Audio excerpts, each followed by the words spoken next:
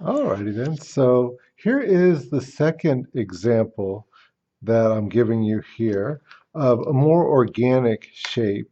And this one, I suppose, is technically a little bit more difficult than the teddy bear, but it's not super hard or anything like that.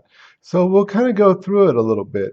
Now, if you've done the teddy bear, I suppose you don't even have to watch this one or whatever. But if you are watching this one, then good. That means that you're one of the people that actually wants to learn a little something more. So I've got a couple of tricks to show you during this one.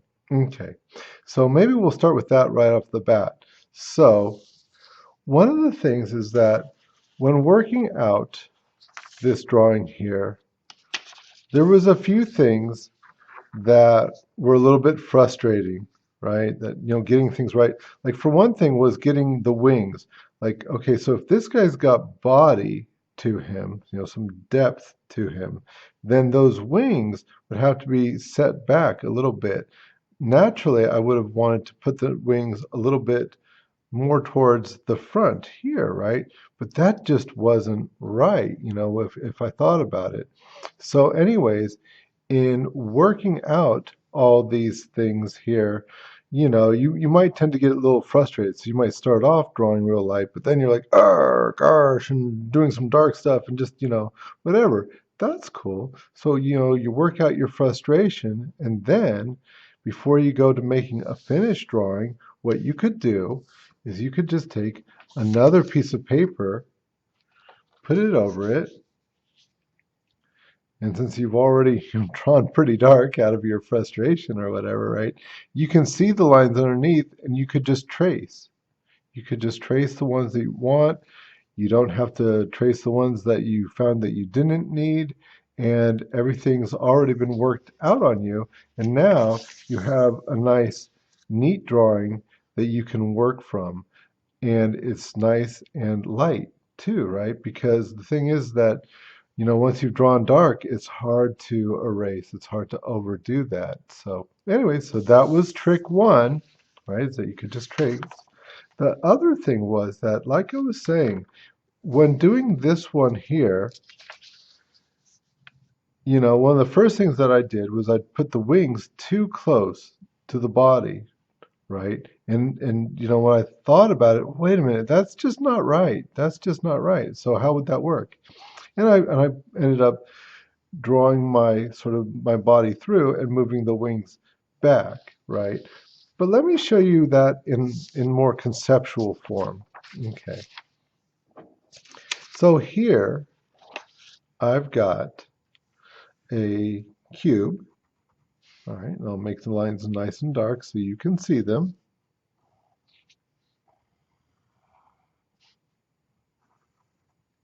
So here is my cube.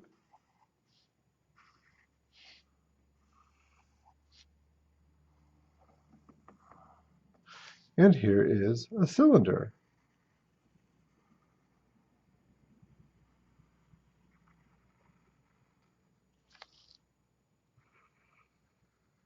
Of course, hopefully you can see I had drawn light first, and that's why I'm able to just sort of darken these lines up. Always draw light at first. Anyways, but you look at that and you say like, oh, okay, there you go. You've got a cube next to a cylinder. But there's something really wrong with that, okay? The part of the cube and part of the cylinder are sharing the same space. They're coming together, right? Let me show you. So if you were to draw through this cylinder here, see like, okay, here is the back side of the cylinder. And if you were to draw the cube, you would see here is the front of the cube. And you say, oh, look at that. They take up the same space. They're living in the same area.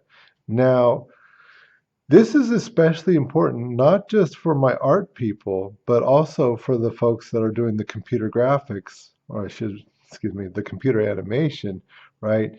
Is because in the virtual world, it's really easy to put things in the same place. If you're in my ceramics class, laws of physics are going to prevent you from doing that. But the computer animation, that can happen very easily. When you're doing art, that can happen very easily. So a remedy for that is you draw through, especially cylinders, but maybe cubes as well. And so if I draw through this one, you'll see, well, let me go ahead and darken it first.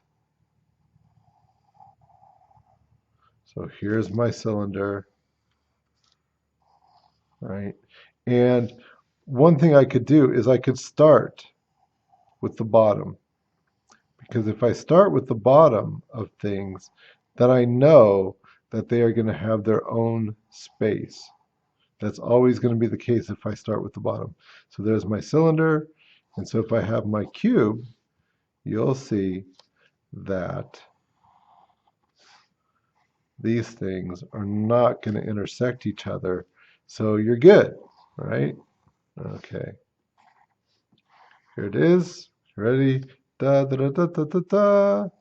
And look at that. One thing can very comfortably sit next to the other thing. You can tell because it's not intersecting, it's not going through. So you want to watch out for that. And like I say, a good way of making sure that that doesn't happen right from the get-go is draw the bottoms of things first, because then they can't sit in the same spot. Okay, enough of that. And that's what helped me to work out the wings. But now to the dragon itself. You can see, just like the other one, is that, I've got a complete drawing here with a background, so it's got an environment that it can sit in. It's got shading and it's got shadows, and it's got texture, just like the other one. We really want to start working with texture as well now. And you can see that I've left the lines in. All these lines that show you where the light was coming from. And you're not going to keep doing that forever and ever, but for now, once again, I want you to just get that concept so deep inside of you that light travels in a straight line so that you can really predict where things are going to go. Okay, so with that, let's start constructing our little dragon here. Maybe I have this one off to the side here. I'll move this over a little bit. There we go. There we go. Okay. So the dragon is actually built a lot like the teddy bear in that I've just got sort of a sphere, which starts life as a circle or an oval. Okay, so that's for the head. I've got another one for the body. And hopefully you can see that, I've drawn this really light already. I would never start drawing this dark, but just so that you can see it clearly. Okay.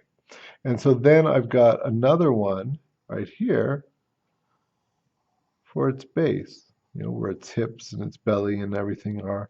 So one for the head, one for the chest, one for the belly. And so it looks kind of like a snowman, really. How simple was that? And everything is lining up. It's all good. So simple. So a few details. Well, okay, I could go ahead and I could put another one for where the snout is. I could put something like right here to put a horn on him, right? Could hang a few ears off of there. Okay. And then for the arms, basically I'm making cylinders for arms, but I don't even have to go that far. I could probably just go ahead and make something like an oval and figure that's just a really elongated sphere, and that's going to work for that arm. Now thinking about, what kind of space that's going to have to take up, because, this is not just a circle, it is a sphere after all. So trying to make things, the hands and the arms actually clear the body and be able to rest on top of the body, not to go through. Okay. And then for the legs, same thing. Down here, I can put his haunches right here. Just another oval, another one for its foreleg, and then finally another one for its feet, and even a couple of simple shapes for its toes. Same thing over here. I could draw through to where my haunch is. It's not really necessary, but it would go here. My foreleg would go here. And then here, though, where its feet and its toes are going to be, right? Okay, nice and dark. Alrighty. So then, okay, cool. Now, how do I figure out the shadow? Oops, before I do that, let's go ahead and put on these wings here. So let's make it three-dimensional. So we've got this circle, right? And we want to make it into a sphere. And so I'm going to kind of figure out, well, what's this sphere? What's the volume of this sphere? How's it when it goes back, right? And so we've got that here, maybe this here, right? So I'm dissecting that sphere right here. As if I was cutting it in half, you would have something like this, right? So if you took a sphere and you cut it in half, you get, well, half a sphere, right? So that's in essence what I'm doing. Okay. So once I've got that volume, I can say like, oh, okay, so the wings, remember that's what I was talking about at first. How would I figure out where the wings were? Well, if I had put the wings down here, then they would go through this. They would intersect this oval, and I would know that they were cutting into the body. So I put it outside the bounds of the oval, and I had them curving forward. But the important part was that they were back here, where the wings maybe come to where the body is, that it wasn't going through. Okay, so that's how I knew that that was all right. And then from there, I just went ahead and made some wing shapes, just like so, here, just like so. Okay, good enough, right? And so then, go ahead and, just make a little here, kind of like a bat wing, the little segments that could be unfolded when the wing was fully spread. And so now for the shadows, now that we've got the wings on there, because obviously the shadows are a big part of it. So for this one, I wanted to have it backlit, real challenge. So not too hard. So my angle coming from the top, just like with so many of them that I've done, right? So here's my angle, and where's it going to hit? It's going to hit off this tip right here, probably. That's one of the things that's furthest out. Let me see, it's going to hit the tip of this ear. So maybe I want to kind of check where the light ray is coming from there. Maybe off this horn up here. Maybe, or, ooh, actually, you know what? I can see where I had this light ray. Actually, off the side of the head. Had not had that on the horn. Maybe I should. But here's off the side of the head. Okay, remember I made my dissection here where this oval was, and here's kind of the center of it, you can tell. So here's this. That's going to come into play a lot here in just a minute. And I know this is looking kind of complicated, but basically I'm just getting every sort of thing that's the highest part or the part that's furthest out, right? The thing that's furthest out, the thing that would be catching the light, right? Even back here, even these little guys would all have their own little dip where that shadow is. So everything's parallel, parallel, parallel, because the light goes in the straight line. So we've got all those lines coming down. That is the angle, but the direction. Well, the teddy bear the direction was coming from the front, right? Whereas this one is coming from the back. So I say like, okay, here's sort of my center of the dragon right here, the direction coming forward, right? So here is the direction coming from here forward. The light is back here, right? Somewhere. Right? And so, just like I did with the cylinders, and let me show you this, right? Here's my cylinder. And so here's sort of my central point of the cylinder. And I say, okay, yeah, the light's going to be coming down at an angle like that. And it's coming from the back this time. So what's the direction of it? Let's say it's coming from here. Okay, so there, that's my point, right? And so that's where I would put an oval just like this one and know where my shadow was going to be, right? Makes sense. We've done that a number of times. Okay, so same thing here. Same thing here, just a little bit more complex, right? Okay, so then I could go ahead and sort of just figure where, this is coming out a little bit here, sure, and this is coming in here, and this is where this point is here, and it's round here. And probably should have put in the horn, maybe somewhere right about there for where that horn is. Okay, the ears, the other ear, the other point in the ear, I should say. Here's the other point for this, and the curve of this wing. These like little guys are coming down the same thing, right? So if I had that same little angle and direction, but in mini, where would it be, right? So I find that. Before you know it, I've got the shadow. Let me fill that in because once I fill it in, it'll look a lot less complicated, right? So here is the shadow. Okay. You know what else I'll do, since this is really just a diagram and not a completed drawing, I'll go ahead and outline the outline here, or the silhouette, I should say, of this guy. And you'll see how that's matching the shadow by doing just those few little things. I would say calculations, but they're not even calculations. Graphs, I don't know. Just where you're lining things up. It's even simpler than that. It's just, hey, drawing a straight line of where the light would be coming from, what angle, what direction, what would it hit, right? That's all you got to do. It's really simple, actually. And, it might not be perfect, but art doesn't have to be perfect, just close enough. So you can see here and here.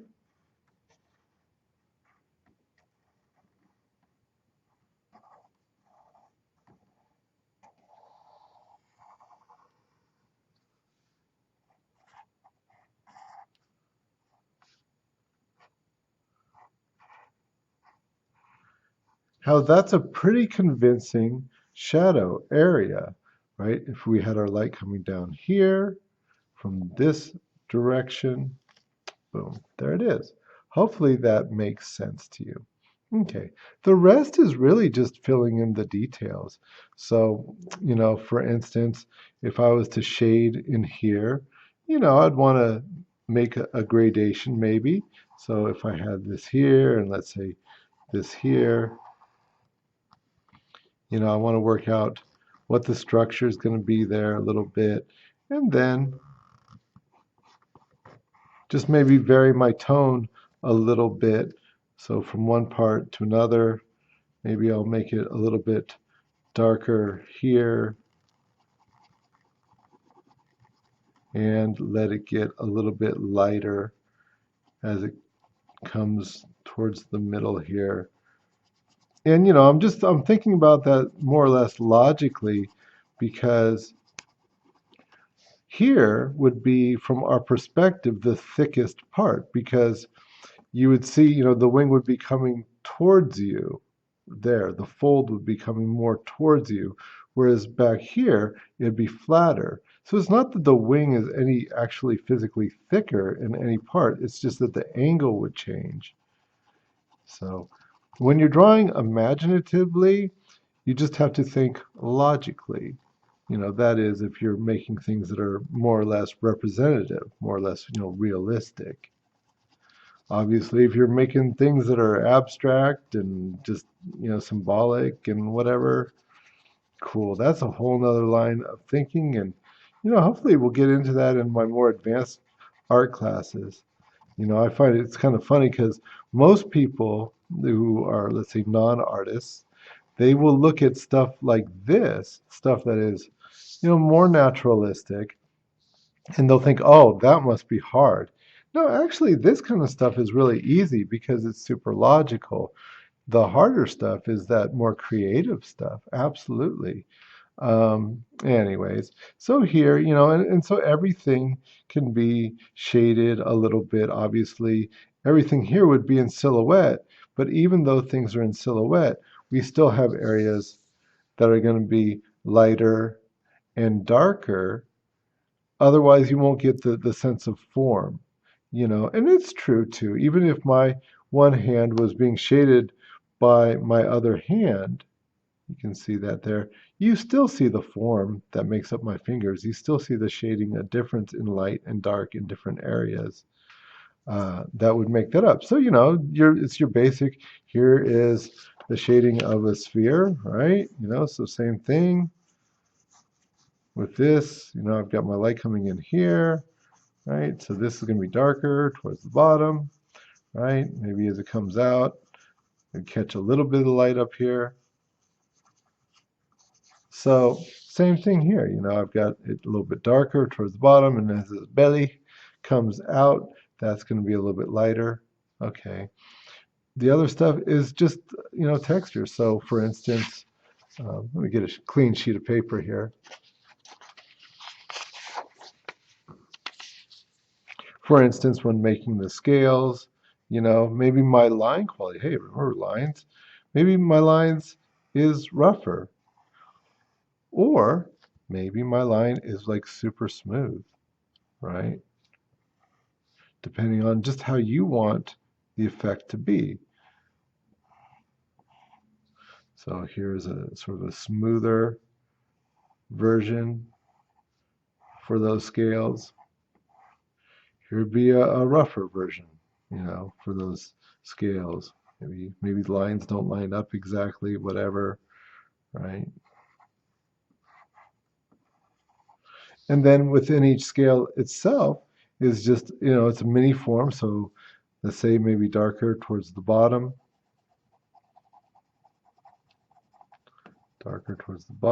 and lighter as it comes up.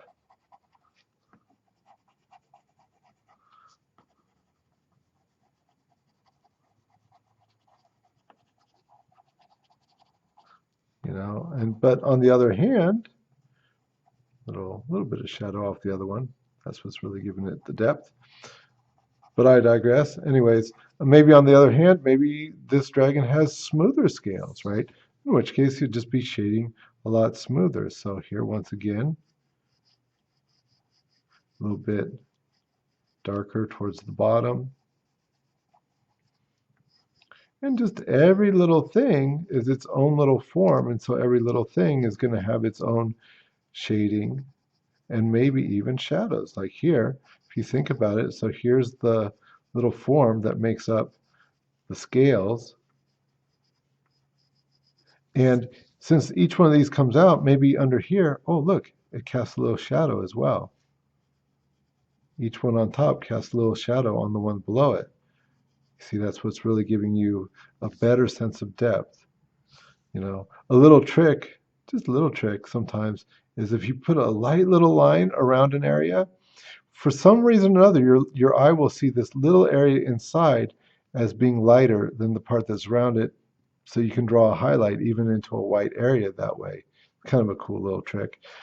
Anyways, so in the legs here, I wanted the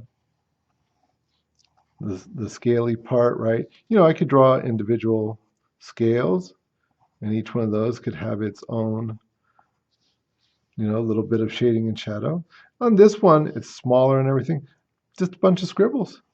I just decided to do a bunch of loose scribbles, and that was my texture. So more like an alligator skin or something like that, just nice and rough like that, rather than being individual scales.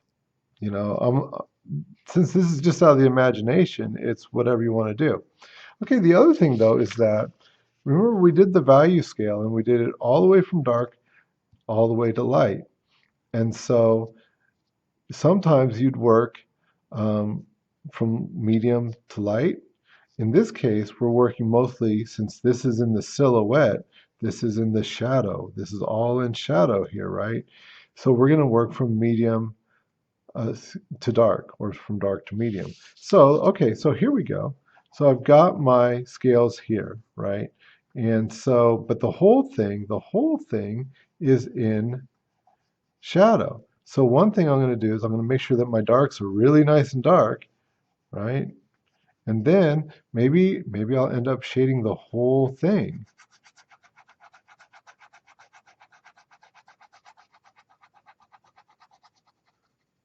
So the whole thing, at least this part of it, is in shadow, right?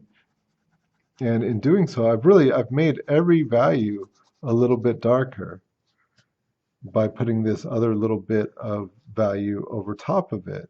Maybe not so much the dark parts because they just couldn't get any darker, but the medium parts have gotten a little bit darker by putting that second layer over it.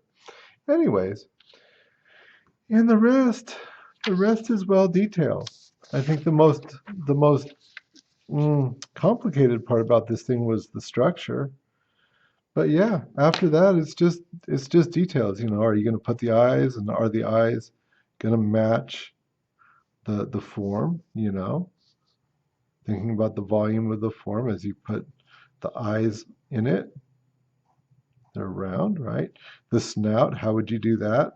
I just got a little snout right here, just like so, with another little horn and some nostrils, and just thinking about how animals might work. That's all. Maybe adding a little bit more detail into it as you shape the jowls of it, or add wrinkles in to the snout, or add individual fingers in to its paws or its claws. Little things making the nails longer. Whatever. That's all just details. You can fill all that in. You don't need me to talk about it because I've already talked a little bit about the texture. But that's it. That's it. I know it looked like a super complicated thing, but all the fundamentals, all the concepts are the same as what we've been doing. Cool. So I think after this, we're going to go ahead and start looking at real things. And hopefully, now that we've taken imaginary things to a certain high degree, we can see how real things will start off really simple, that it works exactly the same way. You'll see that a shadow works exactly this way. All right. So with that, I hope that you're having fun with this, and good luck with everything.